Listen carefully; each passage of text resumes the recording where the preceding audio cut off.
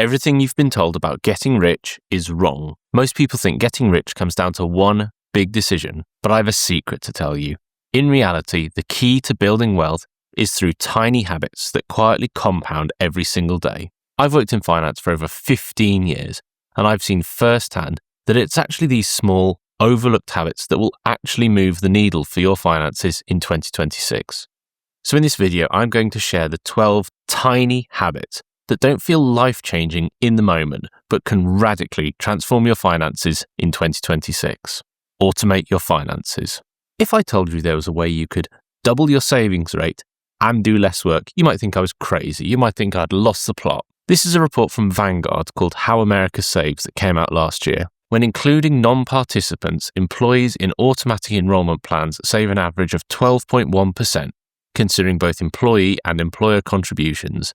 Employees in voluntary enrollment plans save an average of 7.6% because of significantly lower overall participation in the plan. So what does this tell us?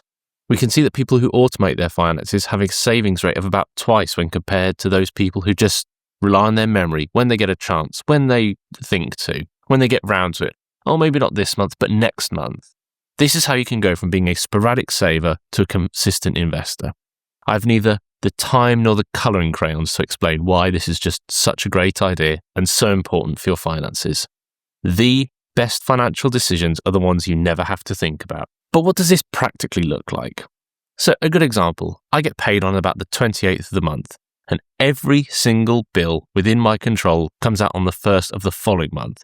So I can open my banking app on the 2nd of the month and know that all the money in there I can spend on whatever I like, knowing that all my bills are paid. Stop overvaluing opinions. Now, regular viewers of the channel will know that I think The Psychology of Money is such an important book, and I love this quote from Morgan Housel.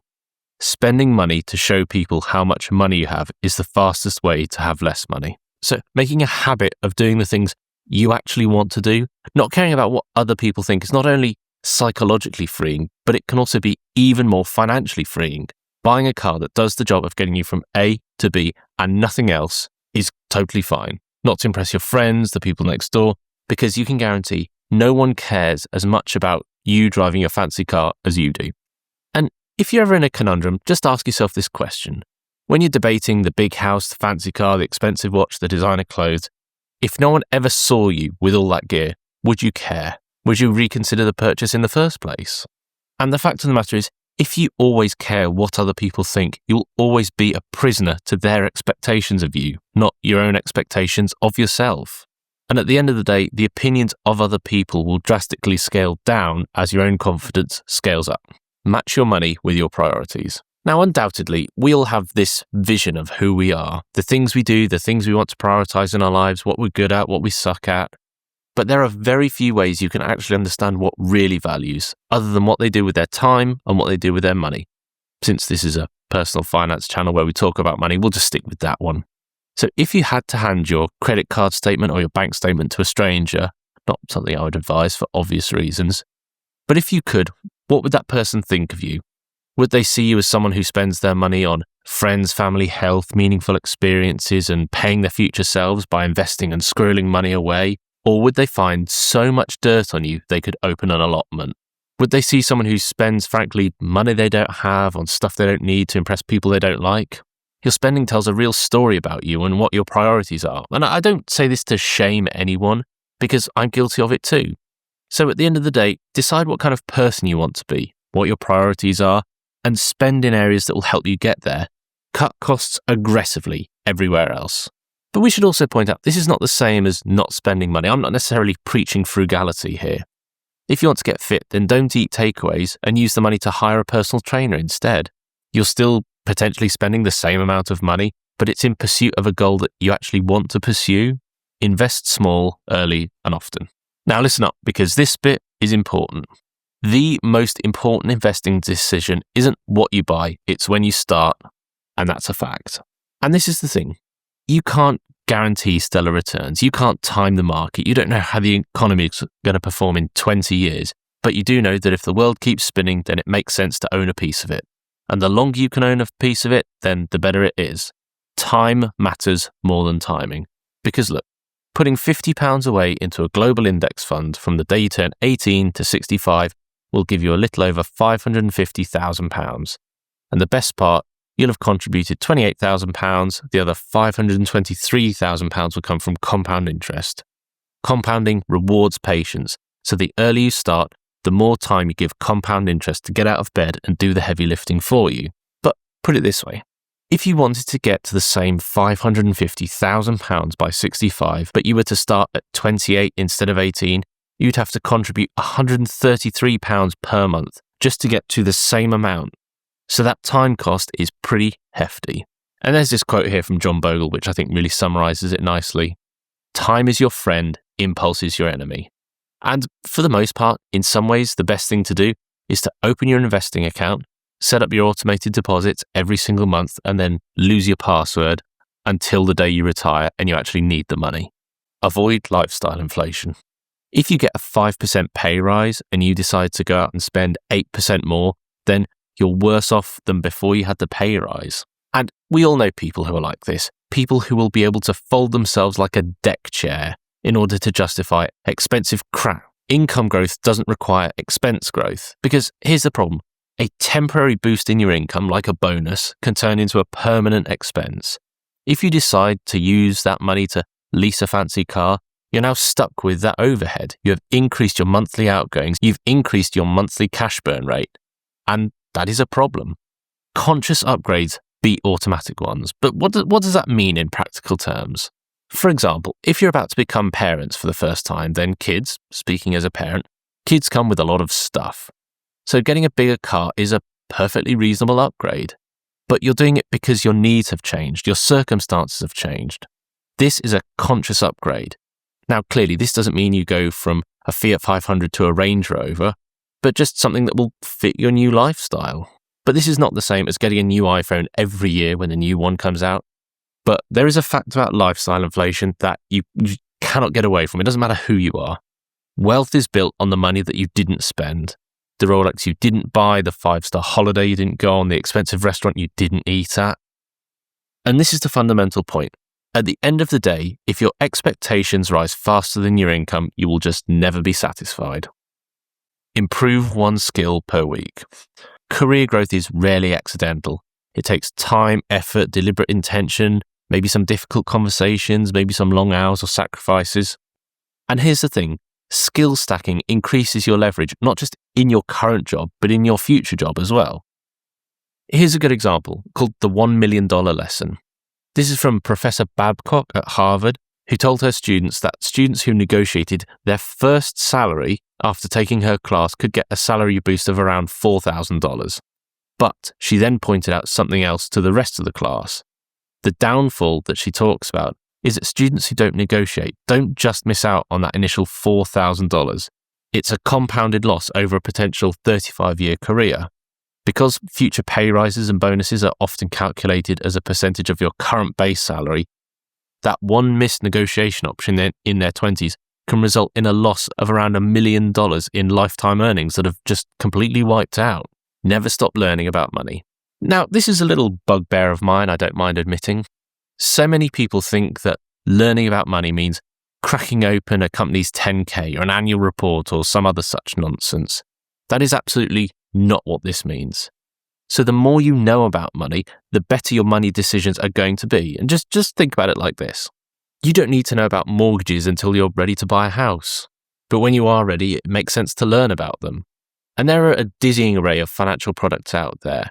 There's the stuff that gets talked about all the time, like mortgages and savings accounts, current accounts, credit cards. And then you get to things like pensions, maybe an ISA or two. But then you get going into things like the junior ISA, lifetime insurance, maybe income protection and so on. But the problem is, if you don't even know these things exist or how they work, then how can you make the best money decisions? It's like playing chess and not knowing what half the pieces do. But just quickly, the main thing I want you to take away from this point is that learning about money isn't confined to all the stuff you might imagine. GDP, taxes, stocks and shares, ISAs. As far as I'm concerned, it covers things like the psychology of money, how to intentionally spend your money to get more out of it, budgeting techniques. All of those things can be even more valuable than you might imagine. Learn to talk about money. Now look, I often tell people that I had the best financial education in the world. It wasn't at some fancy university or anything like that. It was because my parents talked about money around the dinner table, how much the bills were, what the mortgage payments were, how much my parents made even. And you realise that learning consistently and at a young age about money is just such a hack. And just before people get a bit too giddy about this, I'm not talking about just going up to someone and asking how much they make. In some ways, that can be one of the least important pieces of information. Someone who has a high income but a high cost lifestyle might actually be worse off than someone who makes less money but invests consistently and is diligent with their costs, for example. Money talk isn't about comparison, it's about understanding money and how you and other people are working with it. But where this really gets leveled up is that learning from other people can significantly shorten your own path to success. If you have a friend who's set up an ISA with, it doesn't even really matter the provider, then knowing someone who has done it and asking them questions can just make your life so much easier. I can do a video about it, but if you learn it from someone who you've known for years, whose opinion you've trusted, then there's just no replacement for that, no matter how hard I try, and frankly, nor should there be a replacement for it. Escape the yes trap. Now, I will concede this is one of the hardest ones to get right. Learning to say no, but not just when to say no, but also how to say no, can be really difficult. There's just no two ways about it. But on the other hand, feeling as though you need to say yes rather than actually wanting to say yes can be kind of frustrating. But at the end of the day, there is value and power in saying no. Because here's the truth. Fewer commitments can mean kind of better results. You're being more intentional about how you're spending your time, your money, your focus, and making sure that they are actually in pursuit of goals that you're chasing. And this applies to your money as well. But it also tells the people around you what you really value. That when you do show up for things, people understand you've made a commitment to them and they will value it more. But we should also clarify, this doesn't mean you need to live the life of a hermit, but just do the stuff you want to do when you want to do it, and just as importantly, when you can afford to do it. The stag do in Vegas that might cost you $5,000 with people who you kind of know, it's acceptable to say no. Build your confidence systems. Listen, at the end of the day, confidence comes from competence, and lasting confidence comes from evidence, not motivation. You seeing that you've already done something and have results to show for it can be such a powerful boost. And again, this has implications for your money as well. Asking for a pay rise, as we mentioned, takes an enormous amount of confidence. But just think about the story we told earlier on in the video.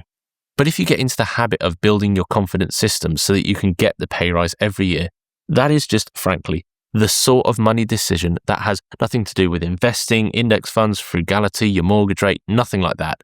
But it can be one of the most consequential money decisions that you could ever make. And at the end of the day, this can create resilience when you have those low confidence periods or when you're breaking into something new. Having a confidence system helps you act before you feel ready, helps you to overcome the analysis paralysis. The 900 rule. So this may be the most controversial one. Spend 900 seconds every day learning something new and reframing your thinking. Let me explain exactly what I mean. 900 seconds might sound like a lot, but it is actually only 15 minutes. So looking at the world in a slightly different way can change how you interact with it and the decisions that you make. You might approach 900 seconds and think, well, that sounds like a lot, but it's actually only 15 minutes. Here's an example. You might think that investing is like gambling, that there is some chance that you'll lose money. But keeping your money in a savings account comes with its own risks. You are trading the possibility of losing some money in the short term over the guarantee of losing money to inflation over the long term. But I do also want to point out with this one, this doesn't have to be finance related. Just learning a new skill, building your knowledge, maybe a quick workout over time can create compounded returns. Progress will always beat perfection, and when the amount of time is capped, it makes it easier to know what you've got to stick to. Keeping it to 900 seconds or 15 minutes removes the friction for procrastination to rear its ugly head. And I always love and cite this quote from James Clear. You do not rise to the level of your goals, you fall to the level of your systems. Setting aside 15 minutes a day to learn something new can be absolutely life-changing. Realize there is more to life than money. Now, I know that this is a controversial opinion for a personal finance content creator. It is completely not lost on me. But listen, at the end of the day, money is the tool, not the goal. There is no point being financially free if you don't know what you're going to do when you are financially free. They talk a lot about it in this book just behind me, The Good Life, that nobody who grows old ever wishes they spent more time working late in the office. Instead, they'd spent time with their friends and family, doing the stuff they wanted to do and not giving a hoot about what other people judged them for. We have 3 videos on screen. We have my warning to all investors in 2026. If you answer yes to these questions, you might be ready to retire, and the 1 missing rule from 99% of financial advice. You've been watching Modern Money Talk. If you like this video, please like and subscribe. And let me know down below, what do you think I've missed? Thanks very much for watching.